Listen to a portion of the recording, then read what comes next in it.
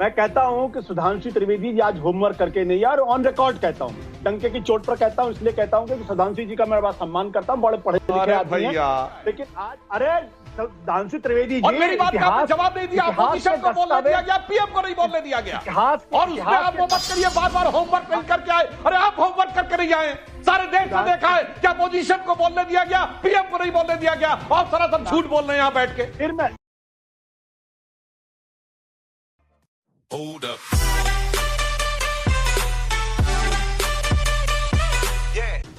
सुधांशु जी,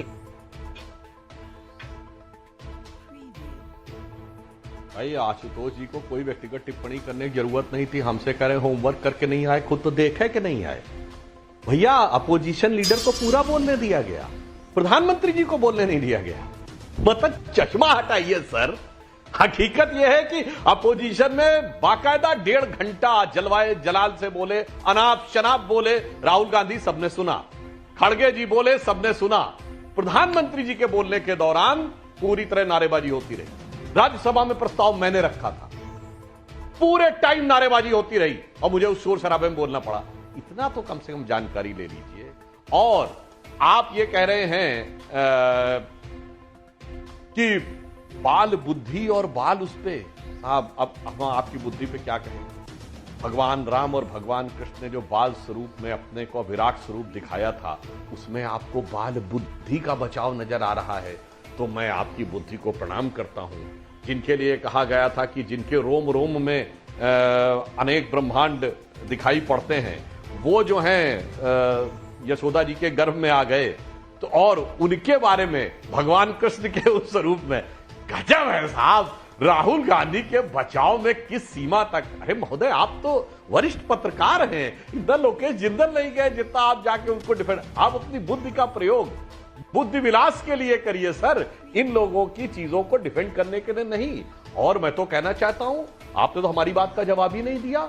मुलायम सिंह जी को तो हमारी सरकार ने दिया, मैंने छाती का रक्त पिला पाले विदेश के क्षुदित लाल, मुझको मानव में भेद नहीं, मेरा अंतस्तन और विशाल, पर उन्होंने लिया।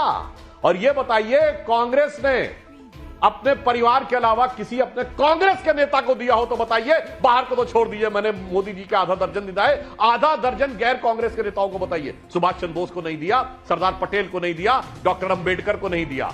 और आज उन्होंने यह भी याद दिलाया, और हमारे अध्यक्ष नड्डा जी ने भी बोला था, बाबा साहब अंबेडकर अपना पहला चुनाव 1952 में नॉर्थ मुंबई से 14,000 वोटों से हारे और 78,000 वोट कैंसिल किए गए। दर्शक सुने, 14,000 वोटों से हारे, 78,000 कैंसिल किए गए। और जयप्रकाश नारायण ने भी कहा कि मुझे इस चुनाव पे शक है, और बाबा साहब भारत के पहले व्यक्ति थे जिन्होंने उस चुनाव के खिलाफ जाके कोर्ट में रिट दायर की। चुनावी धांधली का वो पहला केस था, और उन्होंने बाकायदा ये कहा है कि इसमें कांग्रेस और कम्युनिस्ट दोनों मिले हुए थे। ये बाबा साहब की ऑफिशियल जो बायोग्राफी है धनंजय कीर के द्वारा लिखी गई, बाबा साहब अंबेडकर जीवन चरित्र, उन धनंजय कीर को जिनको 1971 में इंदिरा गांधी की सरकार ने पद्म भूषण दिया था, उसमें लिखा है महोदय। और इसके अतिरिक्त उसके बाद सिर्फ इतना ही नहीं, जब बाबा साहब ने इस्तीफा दिया है तो उनके बाद उनको सदन में अपना इस्तीफा बोलने नहीं दिया गया। जयराम रमेश जी ने विरोध किया कि आप फैक्ट गलत बोल रहे हैं, तो जानते क्या बोला, उनको क्यों बोलने नहीं दिया गया यह बात नहीं बताई गई, यानी उन्होंने स्वीकार कर लिया कि बोलने नहीं दिया गया। आखिर में बाबा साहब को अगले दिन जाके प्रेस कॉन्फ्रेंस करनी पड़ी। अब सुनिए आशुतोष जी, जरा जाके सदन कार्रवाई देखिएगा, तो खड़गे जी जानते क्या बोलते हैं, अरे बाबा साहब हमारी पार्टी में नहीं थे, वो पार्टी में दूसरे में अलग थे, इसलिए आप उस बात को क्यों जोड़ते हैं। अरे वाह भैया वाह, जब उनको सम्मान करना था तब तो वो आपसे अलग थे, आप उनको हराने में लगे थे, और आज आप उनको अपनाने में लगे हैं। तो बहुत साफ साफ दिख जाता है कि इन सारे मुद्दों पे प्रधानमंत्री जी ने एकदम, जिसे कहते हैं, सिरे से एक एक पुर्जा लेकर करके उनको एक्सपोज कर दिया है। लेकिन एक बात का जवाब आपने सुधांशु जी नहीं दिया। मुलायम सिंह जी और समाजवादी पार्टी का डिसीजन कार सेवकों पर गोली चलाने का, उस पर क्या कहेंगे? पद्म विभूषण भी और कार सेवकों पर गोली भी।